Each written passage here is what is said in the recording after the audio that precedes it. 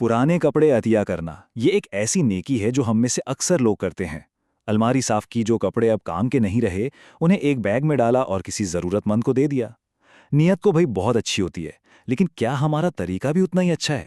तो आज इसी सवाल का जवाब ढूंढते हैं कि हमारा अतिया वाकई किसी के लिए नेकी साबित हो रहा है या अनजाने में हम किसी पर बोझ डाल रहे हैं।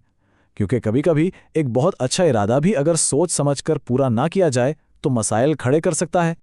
चलें, इस बात को समझने के लिए सबसे पहले उसूल पर नज़र डालते हैं। वो उसूल करने वाले का एहतराम। क्योंकि सदका या अतिया सिर्फ कोई चीज़ देने का नाम नहीं, बल्कि ये इज्जत और एहतराम के साथ देने का नाम है। तो अक्सर वो कौन सी आम गलतियां हैं जो इस एहतराम में कमी का बायस बनती हैं? जैसे बगैर धोए या मैले कपड़े दे देना, फटे हुए या खराब आइटम्स, ऐसे कपड़े जिनकी जिप टूटी हो या बटन गायब हों। ये चीज़ें किसी के लिए तोहफा बनने के बजाय इदारों के लिए एक और काम बढ़ा देती हैं। यहाँ एक बहुत ही बारीक लेकिन अहम बात है। देखें, हर इंसान के जिस्म की एक अपनी महक होती है जो कपड़ों में बस जाती है। इसलिए साफ धुले हुए कपड़े अतिया करना एहतराम की एक बहुत बुनियादी निशानी है। ये इस बात को यकीनी बनाता है कि हमारा तोहफा वसूल करने वाले को नागवार ना गुजरे। इस स्लाइड पर जो लिखा है ना, इसे अतिया करने का सुनहरी उसूल समझ लें। बस खुद से एक सवाल पूछें, क्या मैं खुद ये कपड़ा पहनकर बाहर जा सकता हूं? अगर जवाब नहीं है या शर्मिंदगी महसूस हो तो बस इसे अतिया ना करें। यह सबसे बेहतरीन पैमाना है। और हाँ, ये भी याद रखें कि छोटी छोटी मरम्मत से बहुत बड़ा फर्क पड़ता है। किसी बटन को टांगने या हल्की सी सिलाई लगाने में सिर्फ चंद मिनट लगते हैं, लेकिन ये छोटा सा अमल अतिया किए गए कपड़े की कद्र इस्तेमाल को कई गुना बढ़ा देता है। ये भी तो सदके का ही एक हिस्सा है ना?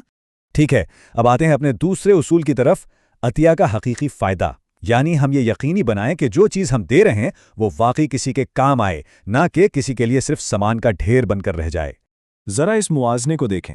एक तरफ है स्मार्ट अतिया और दूसरी तरफ है वो अतिया जो मसला बन जाता है। जैसे सर्दियों में गर्म कपड़े देना एक स्मार्ट अतिया है, लेकिन गर्मियों में ऊनी कोट देना ये एक मसला है। इसी तरह कपड़ों को उनकी किस्म के हिसाब से अलग करके देना अच्छा है, बजाय इसके कि सब कुछ एक ही थैले में ठूंस दिया जाए और हमेशा किसी भरोसे वाले शख्स या इदारे को ही अतिया दें।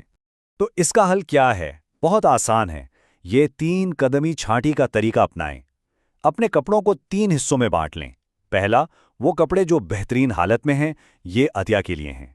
दूसरा, जो दरमियानी हालत में हैं, उन्हें घर में सफाई वगैरह के लिए इस्तेमाल किया जा सकता है। और तीसरा, जो बहुत ख़राब हालत में हैं, उन्हें रिसाइकल करें या ठिकाने लगा दें।